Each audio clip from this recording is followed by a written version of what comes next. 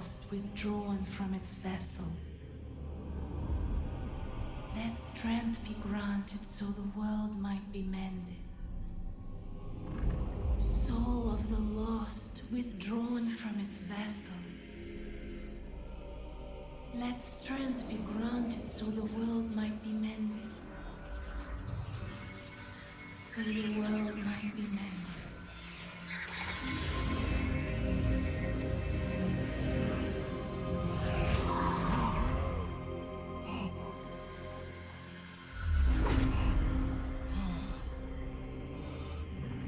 This is the Nexus. It holds together the northern land of Boletaria. Thou canst not quit the Nexus, but the 5 archstones will guide thee to the outer lands. And after that, we have come to the Nexus. Hello everyone, Matt17W here. Welcome back to another Demon Souls video on my channel. So we are in the hub world of Demon Souls, one of the best hub worlds in all of the Soulsborne games, I've got to be honest. As you probably well know, that I am a very big fan of Bloodborne, and the hub world in that game is fantastic. But this is up there with that, and probably better actually. It's a fantastic hub world. So we have some good NPCs here. So we have Stockpile Thomas, who will be keeping all of your gear. So in this game, you have equipment burden. So the more equipment you have on you, the more you will fatty roll. So you need to be keeping your equipment level below 50. So this man is going to be your Lord and Saviour. Okay, so you need to put anything you don't need in with Stockpile Thomas. So any boss souls you want to put in there, because you don't want to pop them by mistake if you wanted to do a boss build. I'm just going to skip through the NPC dialogue. I've already listened to it, and if you're doing your own playthrough, you can listen to it yourself. So this is Boletaria.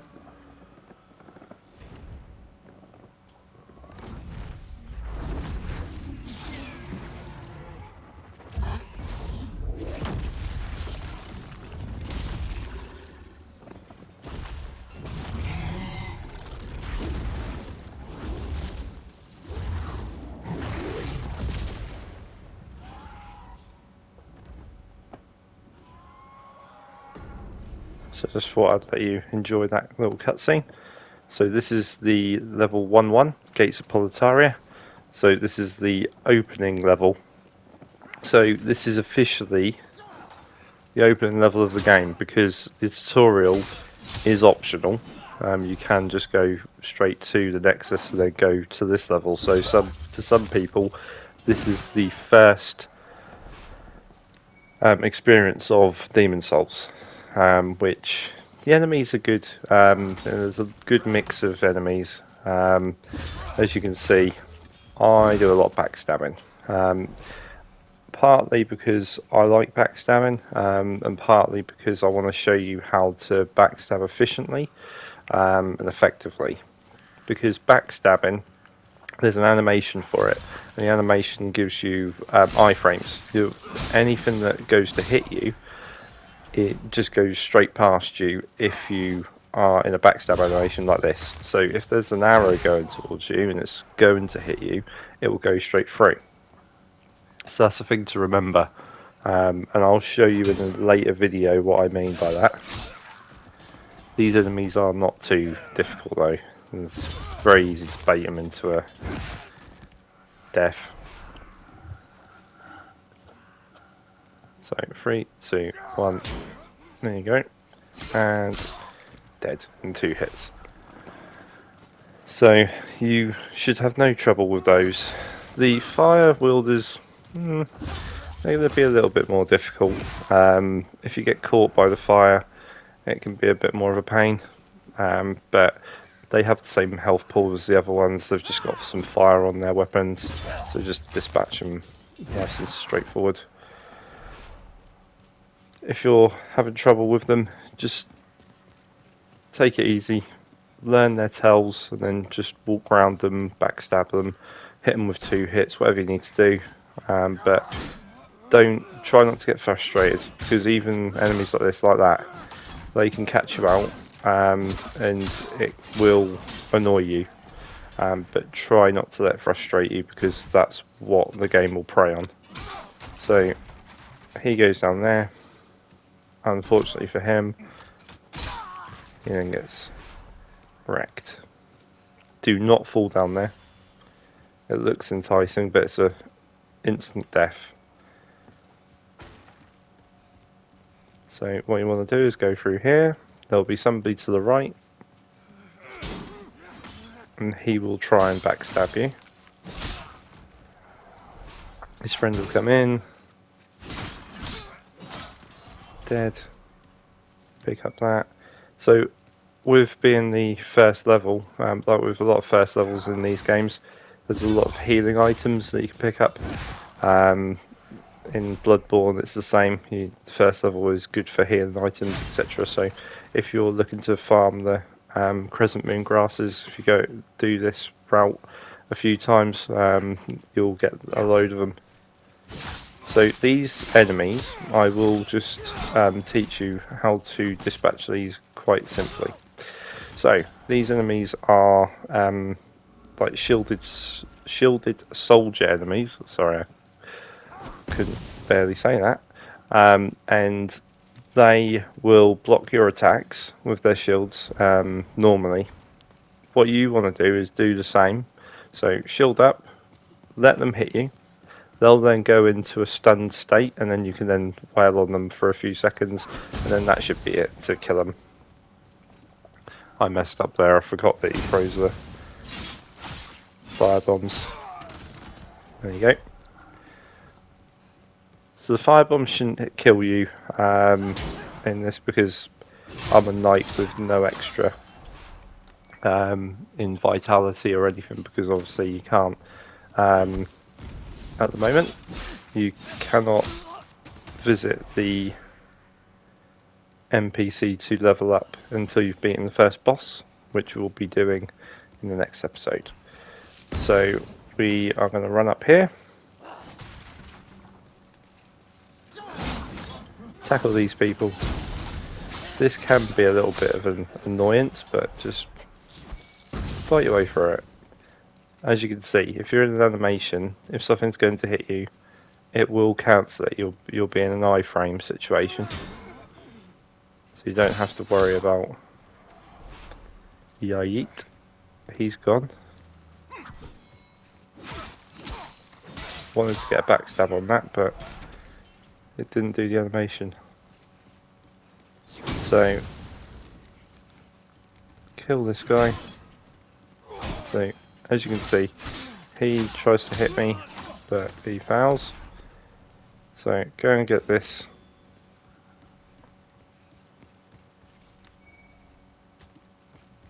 So you got Half Moon Grass. So they're the better ones for the opening bosses. So as you can see, we are not in human state at the moment. We're in some sort of spectral state. This is your soul form. So when you die, as we did to the big dragon, it put us to the Nexus, where we lost our body because we had died, and we go into a soul form. The lady who spoke to us in the Nexus, Maiden in Black, she turned us into our soul form. In this soul form, there's a lot of benefits to it. So I will teach you, if you haven't played this game, what I have learnt, because I haven't played this game before I completed my first playthrough in the last couple of weeks. Now, in soul form, world tendency, which is indicated at the top left next to your health bar, stamina bar and MP. the world tendency shifts to good or bad things that happen in the world. So good things are bosses getting killed, and stuff like that. So helping other players. So if you're assisting as co-op, that will help with white world tendency. If you're playing online, as I am, the world tendency will shift to what other people are doing in their worlds as well. So if there are people who are beating bosses, it will shift more to white world tendency. If you do bad things, so dying in human form, killing NPCs, etc., it will shift to black world tendency. Now, there are certain things that happen in different world tendencies. Certain gates will open, certain doors will open. There's quest paths that are unlocked, and the enemies will in white world tendency will be easier, and your attack is weaker. However, the equipment and items that they drop will be less. Whereas with black world tendency, the enemies will be harder, but the items will be more. Do not go to that guy. You saw that Black Knight, Red Eye Knight. Do not go to him. We are under leveled for that. You will die. He is very, very strong. You do not want to face that guy. Trust me. So we are going to face the Blue-Eyed Knight, which is much easier. So bait some attacks. Always take your time. Then got the backstab. And to be honest, this fight's over. I tried to do a little bit of a parry, but failed. That's unfortunate. So you don't want to go through that door as yeah, that's not a boss door, don't worry. So what you want to go through is this door. There'll be an item just in the corner just here. So you want to pick that up. That is a firebomb.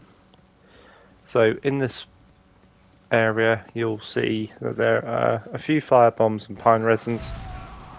That will help with the enemy that will be in the next episode. So they kill themselves. I think that is on every time you come through here, to be honest. This happens a lot. So in this game, full damage is not as much of a thing as in Dark Souls. So if you hit these two chains that are suspending the bodies, so I'll just kill this person and then let you just observe the madness that unfolds in a second or two.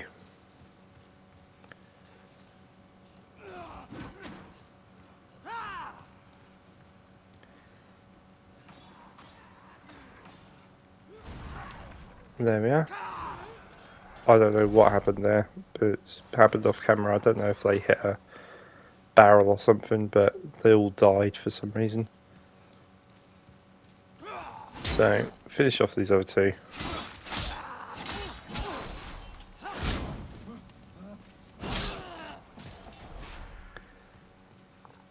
So, what you want to do, there you go, there's a pine resin.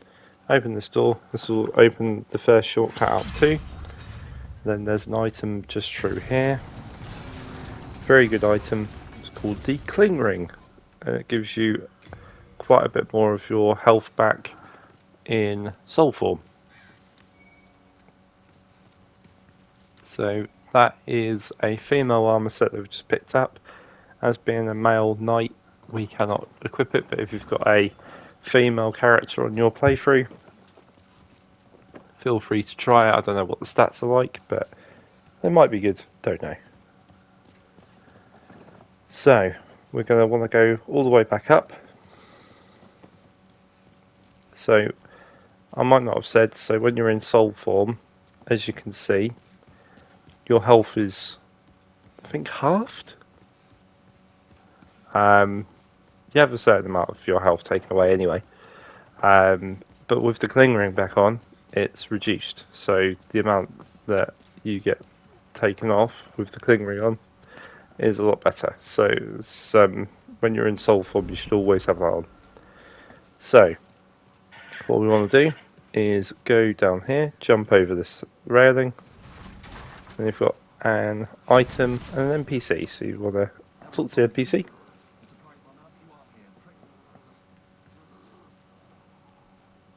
That was a bold leap, a surprise indeed.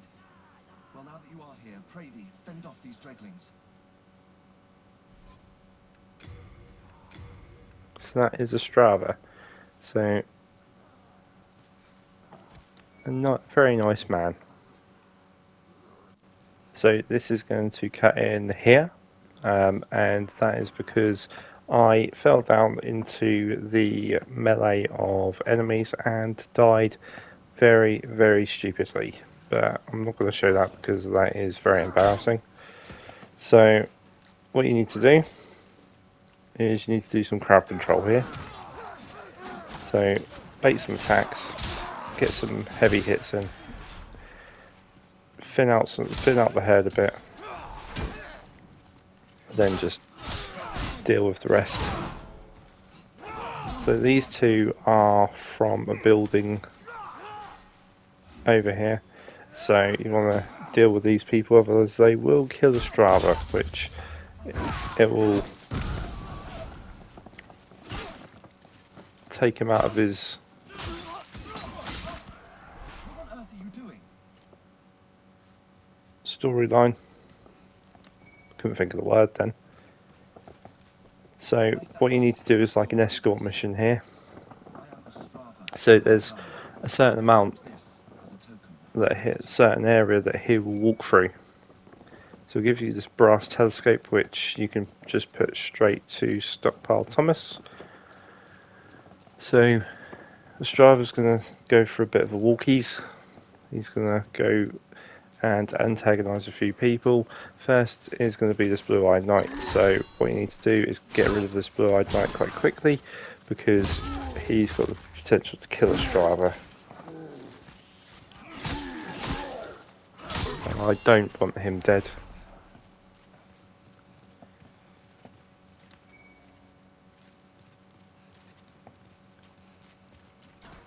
So you need to go through here. Won't be apparent, but there is this guy lurking in the corner here, which will shoot a Strava a few times, and a Strava will attack him. So Strava's just killed that guy, so that's good. So we want to go down here, because the Strava will end up going down here anyway. So kill these guys. So what you need to do is you need to get used to the animations of your swings in different sword states. So when I say sword states, it's the expression I use for how you're holding the sword, so one-handed, two-handed, etc. So there's different animations, different swing patterns, and they will help in different situations, especially with bigger swords, axes, etc. So the weapon that we're going to be using for this playthrough, I will show you what I mean, because knowing your weapon and knowing how it attacks is key, because there's certain situations that maybe swinging it wide will not work, because if you hit a wall it will cancel your attack, so then that's not good. So Strava's just buggered off over here, so you need to kill this guy. Try and make sure you don't hit Strava too many times, otherwise he will trigger to you. So, and just to let you know, that is the amount of people that can go to attack a Strava, because he just doubles back now. So you can leave him to it now, because he'll just go for the walkies around there. So you're free to go kill these people. So dispatch these. So by this time you should be getting quite good at killing multiple enemies if you haven't played Soulsborne games before. If you haven't played a Soulsborne game before and you're watching my video to or my videos to get used to the games, welcome. I hope that you're enjoying the videos. I hope that this is informative and helpful. I've been playing these games for many years, and I'm at the position where I would like to share my knowledge to help people, because when I was learning how to play Soulsborne games, I found it very tough. I couldn't get used to it at the start, and I was lucky to have friends who played the games who could teach me how to do all of this, whereas some people, they don't have the people who play these games as well. Some people, their friends just play Call of Duty or other games like that. So if you're looking to play these games, you don't have anybody who plays them who can walk you through them. I'm here to help. And I will also, if you leave a comment, if you're stuck on a boss, if you let me know, I'll see if I can help you, because I want to be here for people to try and help them through their games. So we're going to go through here. So there's nothing in these windows. I was just showing you, because what you want to do is you want to explore everything in these areas, because there will be secrets, there will be NPCs, there will be items, there will be weapons. It's in all of the games, and you should always explore every single part of these areas because they're so intricate. So this is what I mean. So that's a different backstab animation for double handing the sword.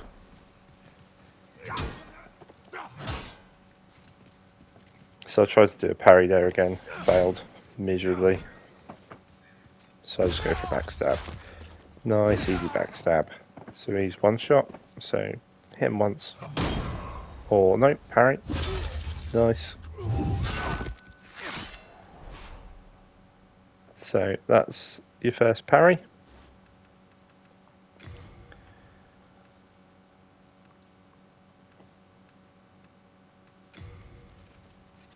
Yes, very good.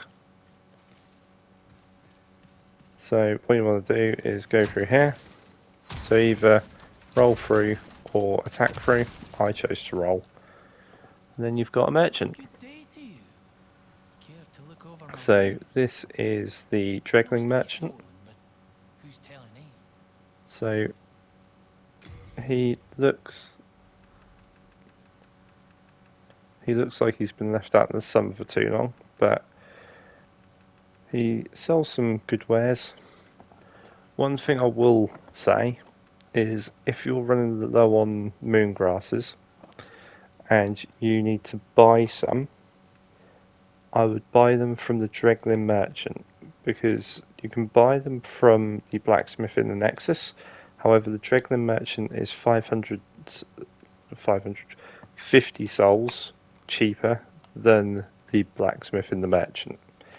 So just to let you know, because if you're, let's say, buying 2 to 20 of the moon grasses, the crescent moon grasses, it's going to make a massive difference. 50 souls being saved every purchase. So it's just something to keep an eye on. Obviously you have to go through all of those enemies to get to him, but you get the souls going through them. So what you want to do is go up here, go back around here, and this is not a fog. This is not a boss door again. This is going into another little area. Just admiring the view. It's beautifully crafted world. I'm really enjoying the scenery and the gameplay of this game. So what you want to do is hit that. That'll leave these boulders to go through the enemies, and their souls come spewing to you. You don't have to worry about fighting them. Fun fact, on my first playthrough, I fought through every single one of these enemies. So I backstabbed, parried, all the way through all of these. There's about 7, 8 of them, I think. There's quite a few. So there's 2 enemies here. So soldier enemies again. So what you want to do, bait an attack, then hit them. The problem is that they throw those fire bombs, which are really irritating, and they were really annoying me, as you can see, and the spears were annoying me as well. So I decided I was going to get rid of that one, and then I was going to be cheeky.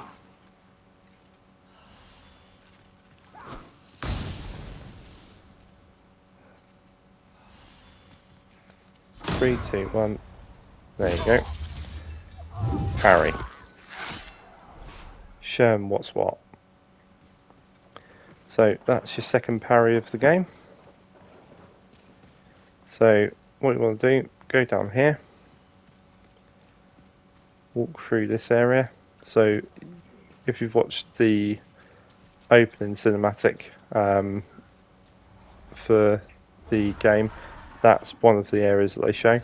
And there's 2 dragons. You do not want to go there. That has been the first of the level. If you've enjoyed, please feel free to like, share and subscribe, and I'll look forward to seeing you in the next half of the first level. Keep safe and well. See you later.